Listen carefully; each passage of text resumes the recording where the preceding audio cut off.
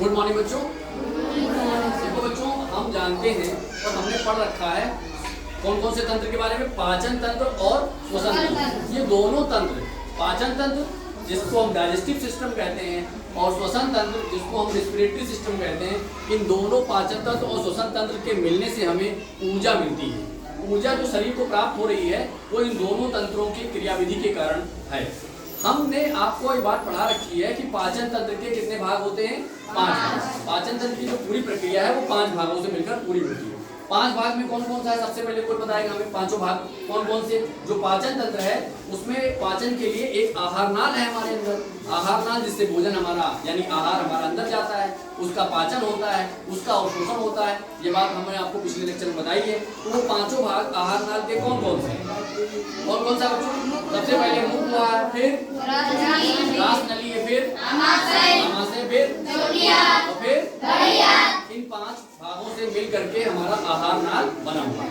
दूसरी बात क्या आती है कि हमारा जो श्वसन तंत्र है, देखिए यहाँ पर अभी जिस पाचन तंत्र की बात कर रहे थे, ये पाचन तंत्र यहाँ पर बना हुआ है। पाचन तंत्र में हमने 5 भागों की बात किया और आपने उसको जान लिया। दूसरा है श्वसन तंत्र का डायग्राम बना हुआ है। मॉडल किसका रखा है, श्वसन तंत्र का रखा हुआ है। श्वसन तंत्र के भी पाचन तंत्र की तरह ही 5 भाग होते हैं। कितने भाग होते हैं? 5। तो बता सकता है कितने कौन कौन से भाग है इसके?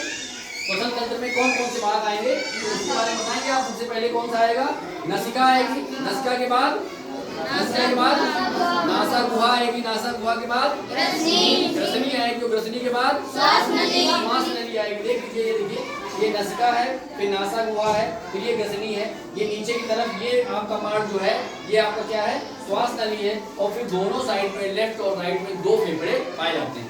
ये दोनों मिलकर के मतलब दोनों फेफड़े बाईं और दाईं साइड में होते हैं, जिसमें अंतःश्वसन और बाह्य श्वसन जैसी तमाम क्रियाएं इसमें होती हैं। फेफड़ा ही है जिसमें जितने ज्यादा ऑक्सीजन आप लेंगे उतने ज्यादा आपको ऊर्जा मिलेगी। एक तरफ तो आपने पाचन तंत्र का उपयोग किया, जिस पाचन तंत्र के माध्यम से आपने भोजन का अंतर्ग्रहण किया, यानी भोजन, देखिए बात को यहाँ पर, भोजन कहाँ गया? मुख गुहा से ग्रास नली से आमाशय, छोटी आंत बड़ी आंत होता हुआ भोजन का पोषक तत्व कोशिका में पहुंच गया। भोजन कहाँ पहुंच गया? भोजन कहाँ पहुंचा? कोशिका में पहुंच गया। ठीक है। दूसरी तरफ इस कोशिका में कौन आना है? और ऑक्सीजन। तो ये ऑक्सीजन श्वसन प्रक्रिया से आएगी, यानी श्वसन तंत्र से आएगी। श्वसन तंत्र के भी 5 पार्ट होते हैं। कौन कौन से? नसिका, नासा गुहा, ग्रसनी, श्वास नली और फेफड़े। फेफड़े से होता हुआ ऑक्सीजन कहाँ पहुंची? इसी कोशिका में पहुंची। अब भोजन एक तरफ पहुंच रहा है, एक तरफ ऑक्सीजन पहुंच रही है, एक तरफ भोजन, एक तरफ ऑक्सीजन, यानी भोजन ऑक्सीजन के साथ मिल रहा है। कौन? भोजन ऑक्सीजन के साथ मिल रहा है और क्या बना रहा है?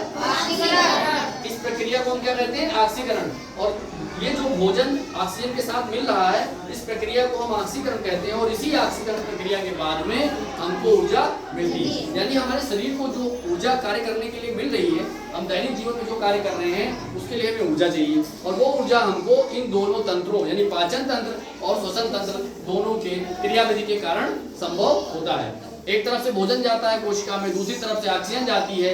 यह भोजन ऑक्सीजन के साथ मिलती है और इस मिलने की प्रक्रिया को ही हम क्या कहते हैं? ऑक्सीकरण कहते हैं। और इसी ऑक्सीकरण प्रक्रिया के फलस्वरूप हमको ऊर्जा मिलती है। सबको समझ में आ गया ये बात? ऊर्जा कैसे मिलती है आप सबको बता सकते हो? कहीं बोलने की जरूरत हो आप बता सकते हो? दूसरे टीचर आए उनको बता सकते हो? पक्का? गुड, ताली बजा दो एक बार।